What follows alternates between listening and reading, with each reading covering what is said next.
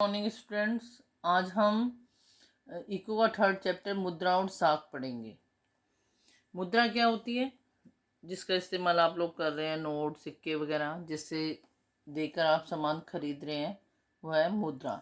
साख के बारे में जब मैं साख के बारे में पढ़ाऊंगी तब बताऊंगी, ठीक है। वस्तु और विनिमय प्रणाली। जब वस्तु विनिमय प्रणाली कब हुआ करती थी? जब मुद्रा नहीं थी।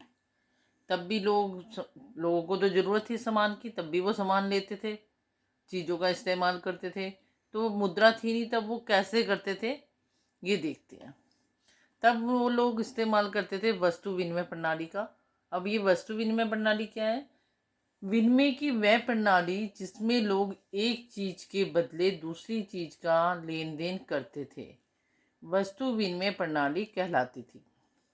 मुद्रा का प्रचलन शुरू होने से पहले लोग इसी प्रकार की प्रणाली का प्रयोग करते थे। आज भी कुछ लोग वस्तु विनिमय प्रणाली का प्रयोग करते हैं। यानी कि जब मुद्रा नहीं थी तो तब लोग क्या करते थे, उसके बाद एक व्यक्ति के पास एक वस्तु है और दूसरे व्यक्ति के पास दूसरी वस्तु है। यानी मान लो कि एक के पास सेब है और दूसरे के पास केला है, तो वो क्या करेगा, अपना सेब उसको देगा और बदले में उससे केला ले लेगा। लेकिन ये कब होता था? जब उन्हें ज़रूरत होती थी अगर उस चीज़ की, तो ठीक है। इसी को हम क्या बोलते थे? वस्तु विनिमय प्रणाली। और आज भी कई गांव वगैरह ऐसे हैं जहां पर इस प्रणाली का प्रयोग किया जा रहा है। लेकिन इस प्रणाली का इस्तेमाल करने में आपको लग रहा है कि फटाफट एक चीज़ दी और दूसरी चीज़ ले ली, बहुत आसान काम था। ऐसा नहीं था। इसके लिए बहुत समस्या सामने आती थी। काफ़ी कोशिश करने के बाद ऐसा व्यक्ति मिलता था कि वो उसकी चीज़ उसको चाहिए हो और उसकी चीज़ उसको चाहिए हो। तो इसमें देखिए ज़रा, विनिमय के लिए आवश्यक शर्त क्या होती थी, कैसे होती थी ये विनिमय प्रणाली, क्या इसमें हमें देखना पड़ता था। इसमें सबसे पहले हमारे को जरूरत पड़ती थी आवश्यकताओं के दोहरे सहयोग की। दोहरा क्या मतलब? दोनों एक दूसरे का सहयोग करने को तैयार हो और दोनों को उस चीज़ की ज़रूरत हो, तभी ऐसा हो पाएगा। यह वस्तु विनिमय प्रणाली की सबसे बड़ी कमजोरी भी है। मान लीजिए कि आप अपने जूतों के बदले में गेहूं चाहते हैं। आपके पास जूते हैं और आपको चाहिए गेहूं। तो ऐसी स्थिति में आपको किसी ऐसे व्यक्ति को ढूंढना होगा जिसे अपने गेहूं के बदले आपके जूते चाहिए, ठीक है। क्या करना पड़ेगा आपको? आपको ऐसा व्यक्ति ढूंढना पड़ेगा जो आपके जूते ले ले और बदले में आपको गेहूं दे दे। अब ऐसा व्यक्ति तो वही करेगा ना जिसको जूते चाहिए होंगे, तभी वो आपको अपना गेहूं देगा। अगर उसे जूते चाहिए नहीं, उसके पास पहले से जूते हैं, उसे उसकी ज़रूरत ही नहीं, तो वो आपको क्यों देगा? वो गेहूं अपना उसको देगा जो चीज़ की उसकी ज़रूरत होगी, ठीक है ना। अगर उसे चावल चाहिए तो वो गेहूं उसको देगा जिसे जिसे उससे चावल दे सके। जो जूते का क्या करेगा वो? तो इसलिए ऐसे दो लोगों को ढूंढना जो एक दूसरे की चीज़ की अदल बदल करना चाहते हैं, आसान नहीं था।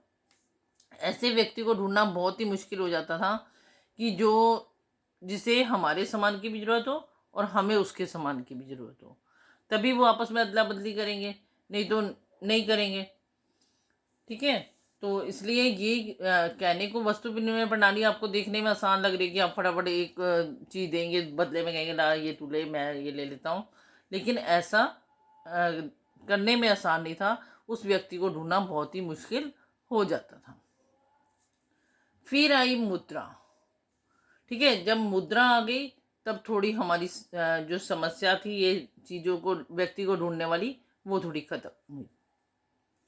मुद्रा क्या है? जो नोट सिक्के मैंने आपको कहा, जो आज कागज के नोट और सिक्के आप इस्तेमाल कर रहे हैं,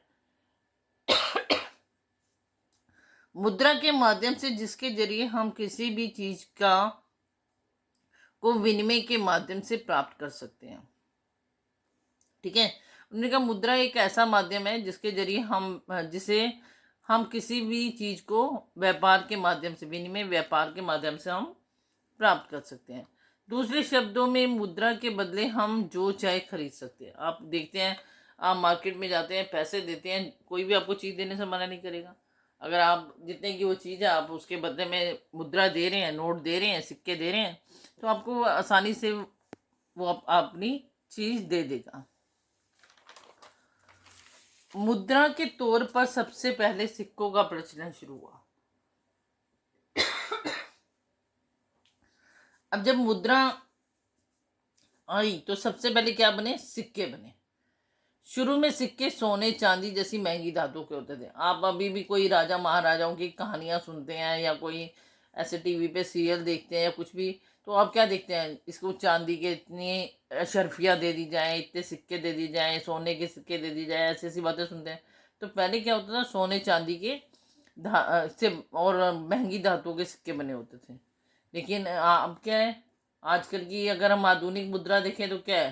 कागज कागज के नोट हैं और सस्ती धातु के सिक्के बने हुए हैं।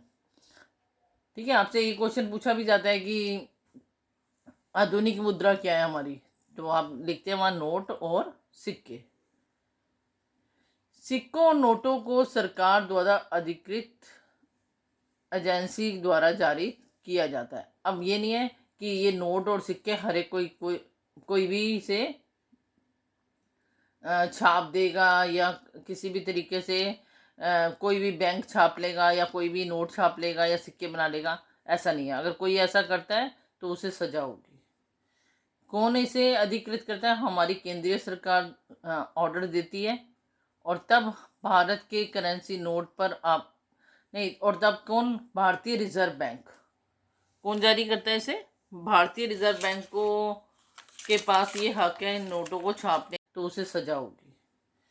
कौन इसे अधिकृत करता है? हमारी केंद्रीय सरकार ऑर्डर देती है, और तब भारत के करेंसी नोट पर आप नहीं, और तब कौन? भारतीय रिजर्व बैंक। कौन जारी करता है इसे? भारतीय रिजर्व बैंक को के पास ये हक है इन नोटों को छापने का और सिक्कों को बनाने का। देखिए किसको है? भारतीय रिजर्व बैंक को। किसको है? दिख रहा है लिखा हुआ नोट के ऊपर भारतीय रिजर्व बैंक। भारतीय रिजर्व बैंक को ही परमिशन है कि वो इन नोटों को छाप सकती है।